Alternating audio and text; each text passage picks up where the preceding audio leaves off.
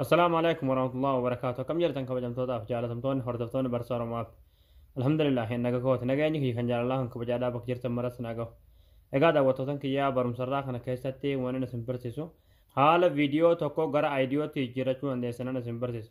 فكان ياف نشيدا غرغرا دا چودا نشيدا دقيقة ديرا دا چودا خساعة توكو فا يمكن كان دقيقة سدما فا نمني يرو توكو توكو سو هجي هجتو فا دقيفتشوان بربادفو osoo viidiyoo san gara aayidiyootti jijjiirachuu dandahee ni fedha jechuudha isin galee kanaafuu ani har'aan tana haala viidiyoo barbaadan tokko gara aayidiyootti jijjiirratanii dhaggeeffachuu dandeessan isin barsiisa kana qofallee miti jechuudha aappiin nama isin agarsiisu kuni viidiyoolee hanga barbaadan daqiiqaa irraa aappii kanaan murachuu dandeessanii yaani viidiyoo tokko yoo daqiiqaa isaadhaa irraa muruu barbaadan yookiin gabaabsuu barbaadan jechuudha isin galee irraa illee isinii muruu danda'a akkasuma suuraalee garagarallee gara viidiyootti edit isinii godha jechuudha aappiin kuni akkasuma viidiyoo hanga barbaadan walitti edit godhuu dandeessan jechuudha isin galee suuraas tahee yookiin viidiyoo murtanii walitti edit godhuu tahee immoo yookiin suura magaalaa keessaa qabdan suuraa baay'iftanii jechuudha nashiida barbaadan irratti yookiin sirba barbaadan irratti isiniif hidhuu danda'a jechuudha.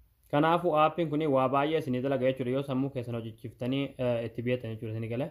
Egaa daawwattootaan kiyya gama barumsaatiin darbuun duratti warroonni YouTube chanaala keenyaaf faaraa taatan baga nagaan dhuftan jechaa YouTube chanaala keenya subscribe godhachuun dagtanaadha. Yeroo subscribe gootan barumsuun asirratti dabarsan guyyaan nama dura akka simbira ga'uuf mallattoo notification san kilik itti godhaadhaa achi booda all kajetu irratti gochuun dagtanaadha. Akkasuma barumsaan garraadhaa isin darbee YouTube chanaala keenya jala seenuudhaaf viidiyoo baay'eetu jira waan isin dhibe irraa baradhaadha. Barumsa keenya yoo isinitti tolee isin gammachiise namni baay'een argee akka irraa fayyadamu viidiyoo keenya like share gochuun dagtanaadha. Egaa gamunumaan hanga barumsaan dabarsa hanga xumura viidiyoo keessatti na faana turaan hordofaa isiniin jedha.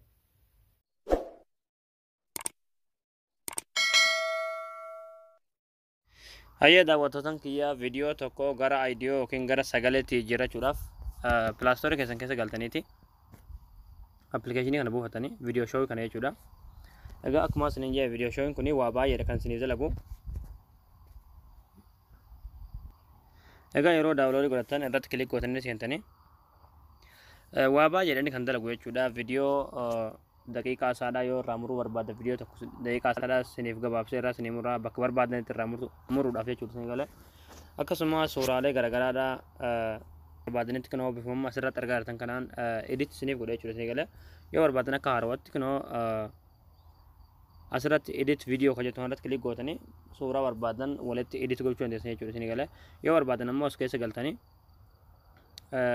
bifamuma suuraa asirratti argitan kanarratti kilik gootanii kun viidiyoodha ammoo irratti dhoonne haala kanaan edit gochuu dandeessan jechuudha isin galee akkasuma kunoo fakkii maqasii irratti kilik gootanii viidiyoo hanga barbaadan daqiiqaa hanga barbaadan irraa muruu dandeessan jechuudha yoo barbaadan bakka barbaadan sanitti jechuudha isin galee ammallee asirratti viidiyoo tu aayidiyoo hojii irratti kilik goone kun isaan amma isin barsiisuuf deemu jechuudha isin galee viidiyoo gara sagalee yookiin gara aayidiyootti jijjiirrachuudhaaf jechuudha isin galee amma viidiyoo tu aayidiyoo hojii irratti kilik gootanii ammallee ni hojii irratti kilik gootu.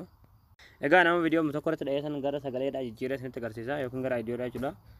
Tokko irratti kan jijjiiruu barbaadan irratti kilik ni gootanii achi booda OK kilik gootu. Achi booda haala kanaan isiniif lakkaa'uu eegala.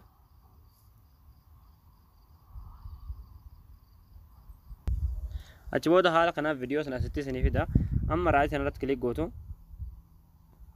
Xawwaalii kanoo gara aayidiyootti isinii jijjiiree jira jechuudha isin galee. Haaluma kun amma margaa jirtan kanaani irratti kilik goone amma gara